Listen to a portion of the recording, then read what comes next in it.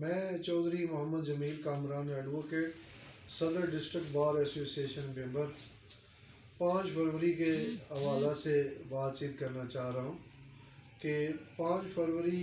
جس طرح ہر سال ہم مقبوضہ کشمیر کے بہن بھائیوں کے ساتھ یکجہتی کا اظہار کرتے ہیں، اس دفعہ بھی انشاءاللہ